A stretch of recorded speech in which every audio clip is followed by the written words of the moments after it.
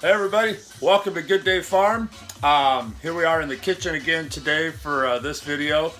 Going to show you guys another crock pot meal that we're going to be doing because of our busy schedules.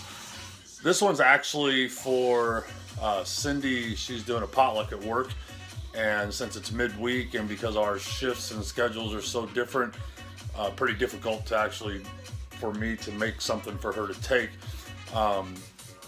Timing wise, so I'm going to do this crock pot meal for her, and that way she can just take it in and plug it back in. It'll be good for her.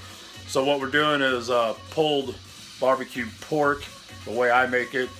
This is our own pork that we raised here on the farm, pasture raised last year. So that in its own makes it that much better. I make my own rub for it, and then I make my own barbecue sauce to put with it. So I'll just kind of take you quickly through the steps of what we do. So here's first step. So what I did here, I broke these roasts in half. I actually did 3 full roasts. This is just part of it.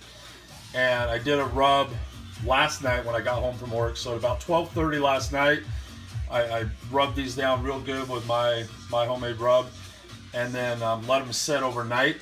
So now it's in the morning, and we'll be throwing them in the crock pot, and they'll cook all day while I'm at work.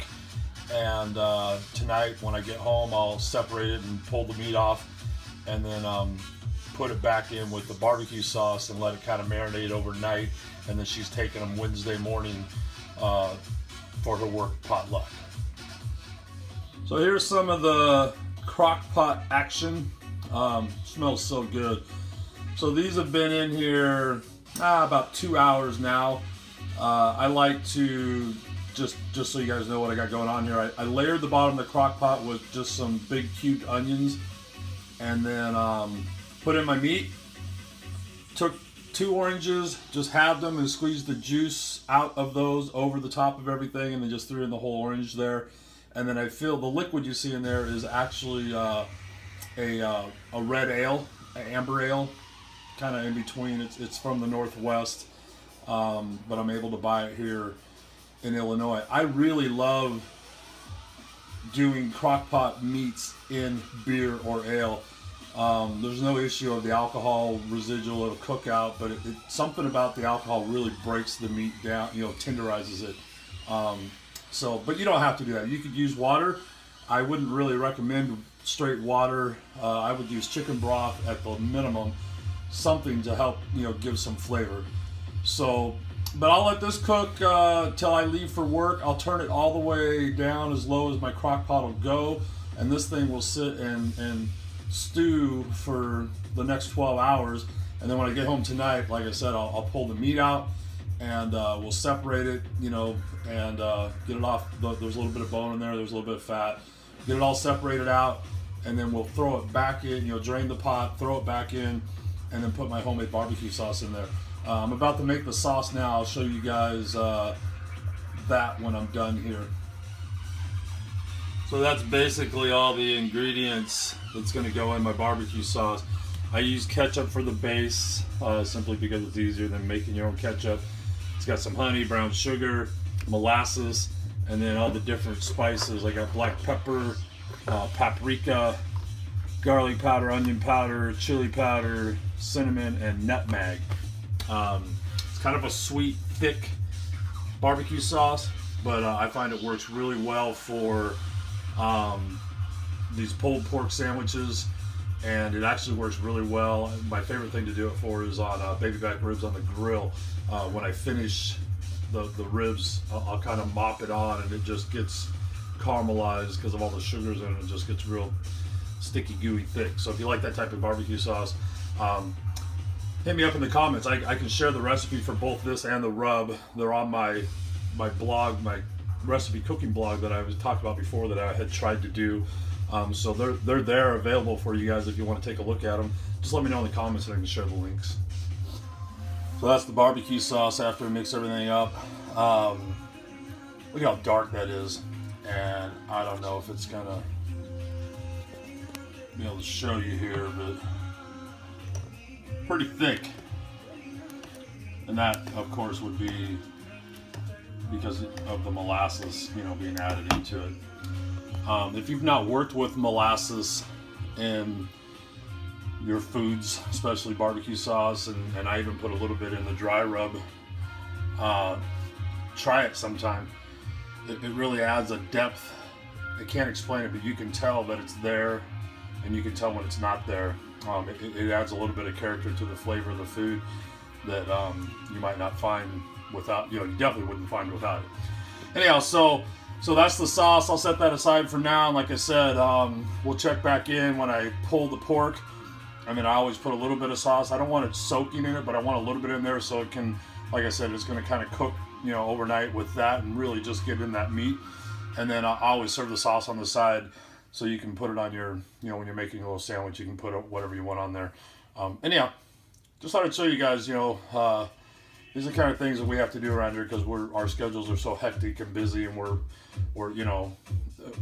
one's here when one's not, and we can't really do these things together, and so on and so forth. And this is a great way for us to contribute to even outside of the home, So this will be a 100, well, not 100%, but almost 100% homemade dish that we're taking to, Cindy's going to be able to take to her potluck.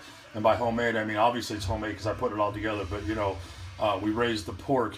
I made the rub. I didn't just go buy something off the shelf, it's Billy Joe's barbecue rub or something. I made the sauce. Granted, I had to use packaged products to put in that, but I still have come up with my own recipe and tweaked it the way I like it.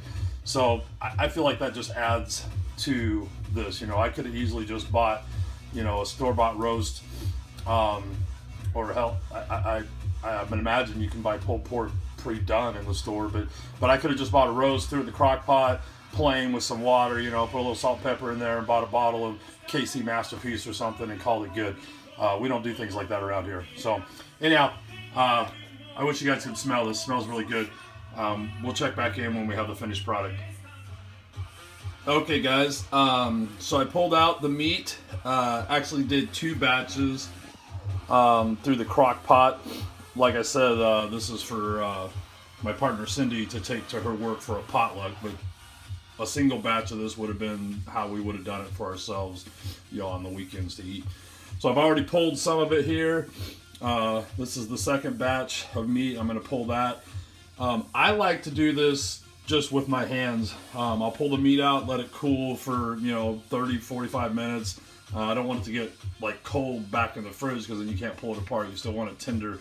And I find if I just use my hands, I can separate it from the bone and separate the fat and anything that you wouldn't want to eat. There might be a little tissue in there or ligament, tendon, whatever.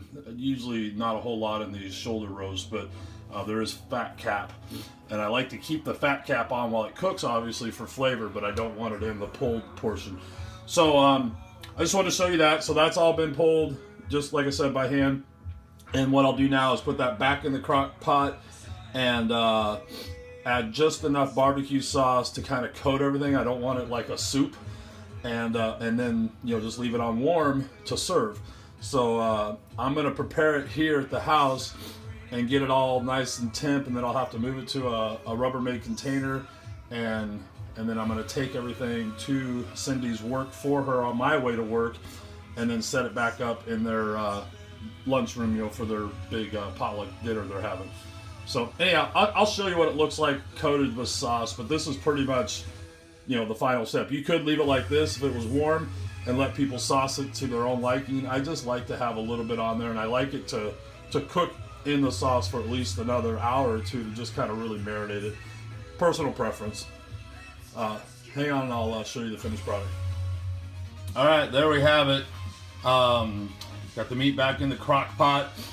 I added, like I said, I don't like to drown it in the barbecue sauce, just enough to kind of make everything stick together and coat stuff. And then I'll leave this on low, for, I guess it depends how, just to get everything up to temp, usually an hour or so. You can overcook it at this stage because there's not a lot of moisture in there, so you don't want to dry it back out, especially after spending 8 to 12 hours of slow cooking all this roast. It's so tender and wonderful. you wouldn't want to dry it out now at this point in the game. So we're just keeping it on a low, warm to low temp, just enough to get it back up to, you know, where it's hot. And then you serve it on your buns, however you like it. So that's all for now. I just wanted to show you guys that. If we were doing this on the weekend for ourselves, you know, it would just be as simple as I would, you know, probably in the morning I would rub the roast down with my rub, throw it in the crock pot, you know, fill it with liquid, whatever, and we'd leave it there on low, you know, for the 6 or 8 hours that we're outside doing stuff. And then really for just us, when it's one small little roast, come in, pull it out to let it cool, you know, clean up a little bit from being outside all day, pull the pork off, add the barbecue sauce to it, and heat it up. So it takes maybe 20 minutes after you come back in and you got dinner ready. A really good, you know, lunch, supper, whatever you want to call it. Anyhow, thanks for watching, you guys. And remember, it's always a good day on the farm. Thanks a lot. Bye, you guys.